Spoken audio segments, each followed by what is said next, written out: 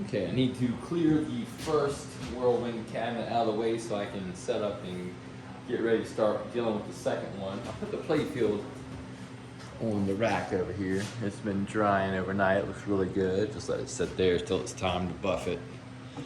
But for now, decals are needed on this regular Whirlwind. Now, typically I decal these in my assembly room, but when it's a painted cabinet like this where I'm gonna have a hard time, you know, like if you're doing a black cabinet, just use a black Sharpie, no problem. But when I'm doing this cabinet, the only way I'm gonna really get those edges looking right is if I mask them and spray them with this very same paint. So for that reason, need to decal this out here, sand the edges out here, mask it off, refinish the edges out here, and then I can carry it out. But before I do that, I need to screen print the back of it with the appropriate text. So this will be a System 11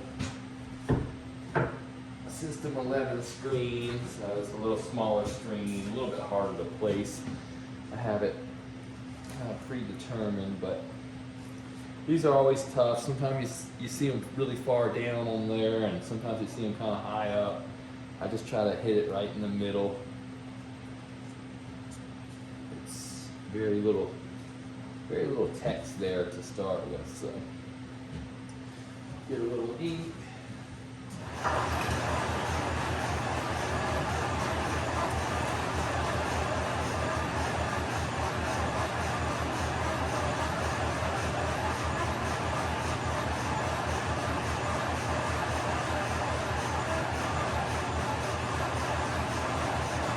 One-shot deal.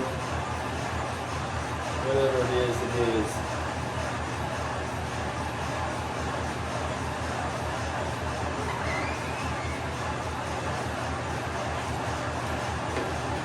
There we go.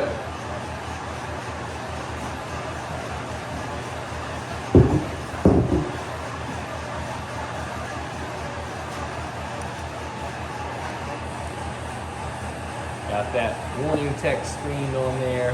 I'm gonna clean up and then we'll see what we do next. Got that done, what's next? Well, we probably should sand these sides before we put the decal actually on there. A lot of people don't get this part, I think, I don't know. But the reason you would want to sand this, even though you're gonna decal, just the decal surfaces, there might be a little, just like when you sand and polish a playfield, you know, there may be a little speck of trash or something in your paint job, so you want to get that out. Well, same thing with the cabinets. You know, if you have a little speck of trash or something, it's going to look like grit in there, and if it's big enough, it's going to telegraph through there and possibly even, you know, rip or wear the ink off the decal as you squeeze it. So that's why you want it to be nice and flat. All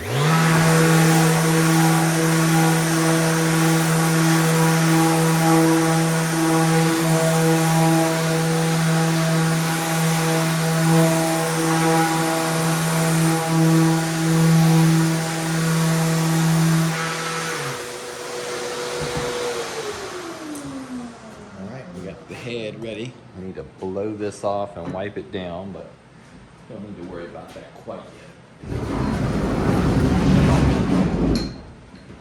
Let's focus our attention on this lower. Let me move it. On the lower,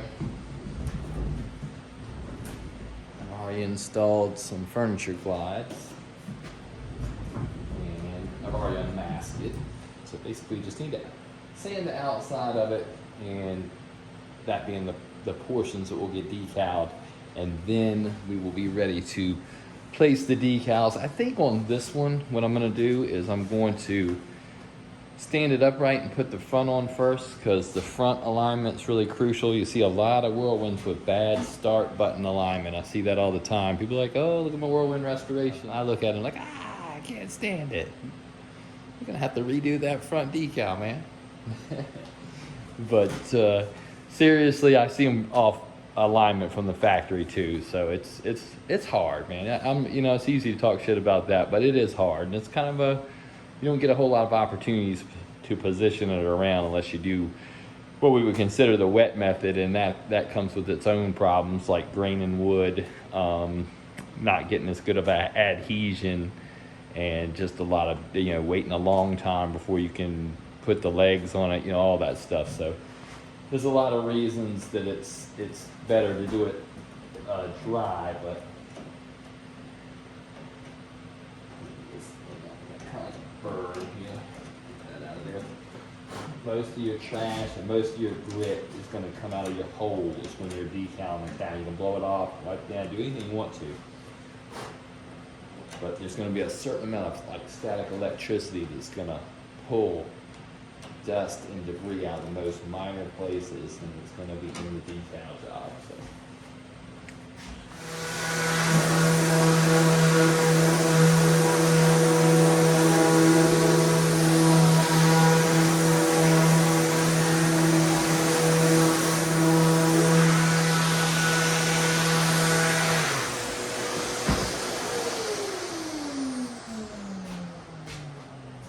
That's the best we're going to do with that. I mean, unless we want to like really break out the heavy grits, but that'll be good right there. We just want to make sure we don't have any trash, no excessive orange peel. Got something good we can decal. Next thing I want to do, blow this thing off and wipe it down.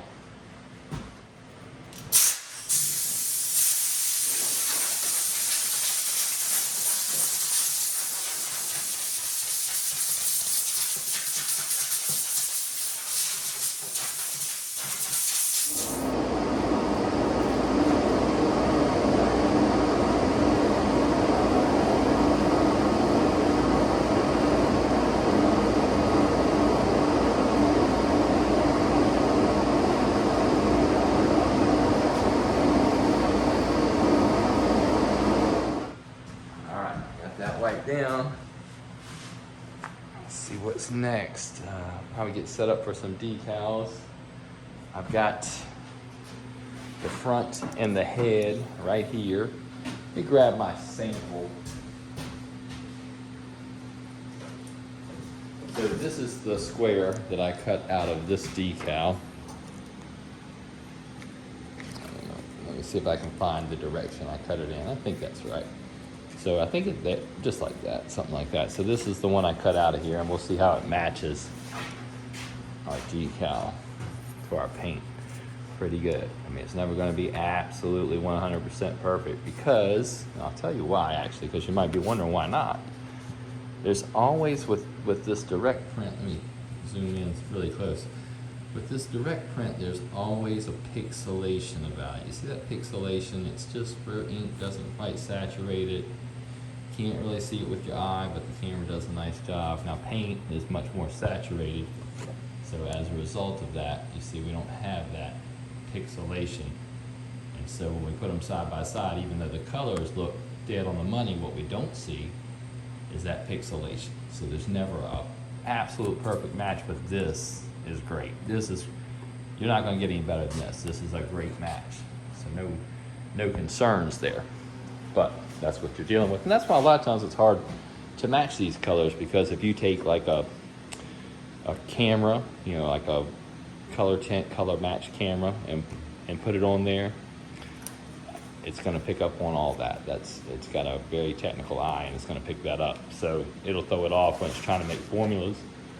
All right, let me get stuff trimmed up and get stuff ready, and then we'll start thinking about decaling this. Okay, I'm ready to place the front. What I find with the front is there's really no adjustments to be made. This runs exactly corner to corner with no overhang at all, side to side. So I can't go this way with it, I can't go this way with it. I could go up and down with it, but that's about it. So what I'm gonna do is I'm just gonna lock the top and the sides, and then I'll have my overhang on the bottom, and that's gonna give me my best bet for good start button alignment. And I can already see, it's not that I want to place it this way, but I can already see that it's going to be slightly offset. Not by much, I'm going to say maybe a 1/16 of an inch, but if I had the real estate in this decal, I could I could fix that, but I can't because I don't. It's not gonna cover the cabinet if I do it any other way than what you watch me do here. So that's just how it goes. Sometimes you gotta deal with what they give you to work with. Do the best you can with it, and we'll be able to fill in the gaps, no problem. But what I see before I even place it is that this start button, I'll try to show this to you real quick. Start button, I can kind of see that it's a little bit more, the cutout's a little bit more towards this lower right corner and a little farther away from the upper left corner. I would like it to be more centered, but can't do it because we don't have any overhang on either side or on the top. It's gotta be like this. All right, I can live with it. I can make it work. I've seen that many times before. All right, I got my decal alignment as good as it's gonna get. It's gonna get no better. There's no more decal there. It's already too far this way and it's already down too far, and it still could go more, but it can't, because if it did, it would be off the cabinet entirely. So this is gonna be the best I can do. See if I got a squeegee in here somewhere. All right, I got a proper squeegee for the rest of it. Let's do it. Like I said, it's running off the edge right here. Like I can see the edge of the cabinet right here clearly, but I have about the best alignment I'm gonna get, so I'm gonna go with that, and then I'll paint that detail in there, depending on how it lays out when I actually pull it. Sometimes, you know, it'll stretch just a little bit more and cover a little bit more distance. But yeah, the front's gonna be a little bit of work, you know, compared to your average decal job. I'm gonna have to make some corrections and try to pull it all together. Hopefully the sides don't have any issues like that.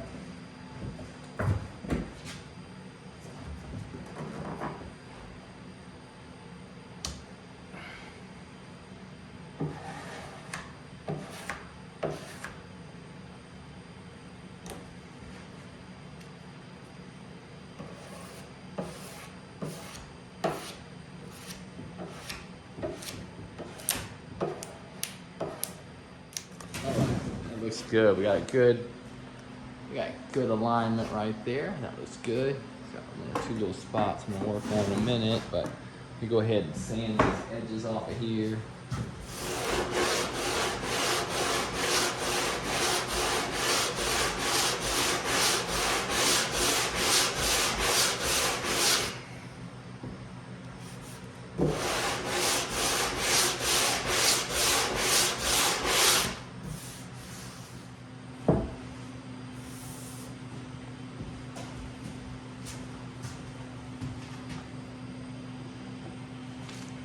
Let's see here.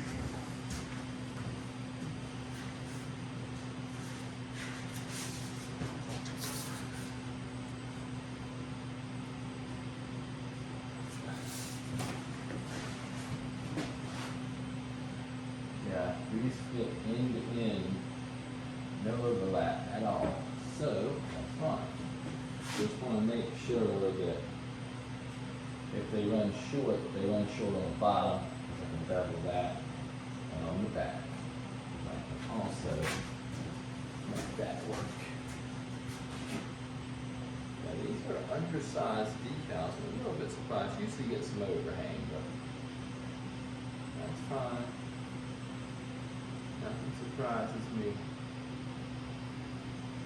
I'm gonna go with the wrench in my plans.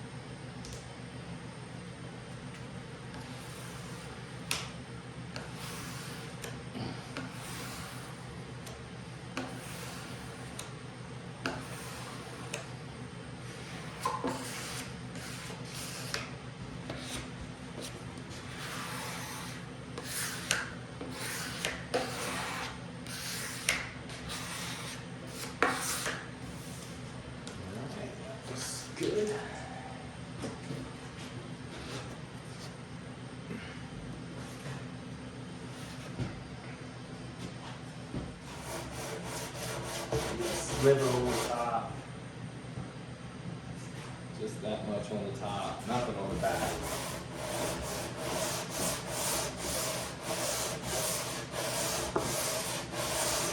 But we want to at least make it all uniform so we can mask it. And that's about what I would wind up with anyway after I sand the edges. So the lack of much of any overhang isn't a big deal there.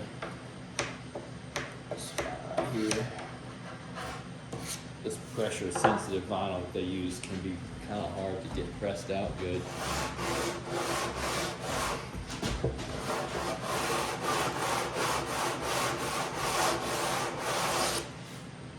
And just the sliver on the front.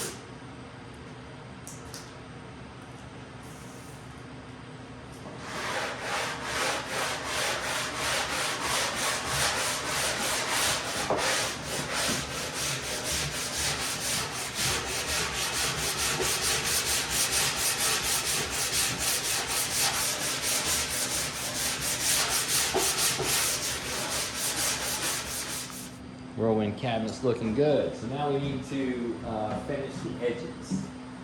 That's pretty much going to be a matter of masking everything off and airbrushing the important parts of it. So it's going to be your front corner, the back corner, kind of up here. Don't need to worry about right here and that's going under the rail. Pretty much it, so just kind of got to frame a couple things up. I'm going to use 3/4 inch tape for that because I don't want to put any more tape on the decal than I need to. And sometimes you'll see me do this, you know, where I'm killing the tape with my pants just so it's not too sticky. I'm going to over tape it just a little bit to where I can see the original, or maybe it's not original, but I can see the color from the decal too. So I don't want it to be just the bare minimum. I want it to be a little bit overlapped. All right, got all the edges masked off. That's a lot of taping, it really is. And for just these little kind of slivers all the way around, or framing of everything. But it's what you gotta do if you want it to look good. And we want it to look good. Gonna adjust a little base on here. This is nothing hard. A little base coat.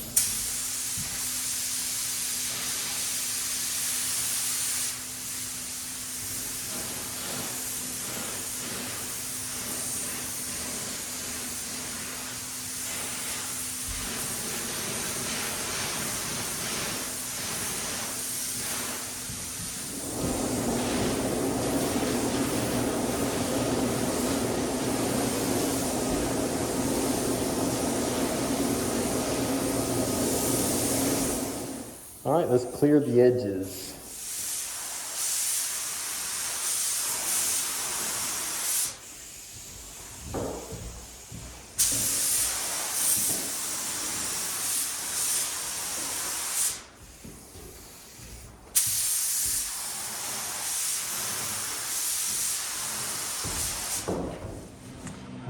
full gloss for the edges.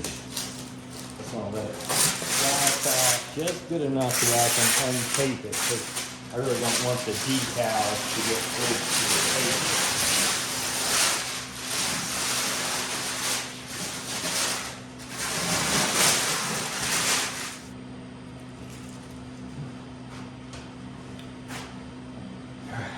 Take a quick look at this, and as you can see, the edges look basically seamless.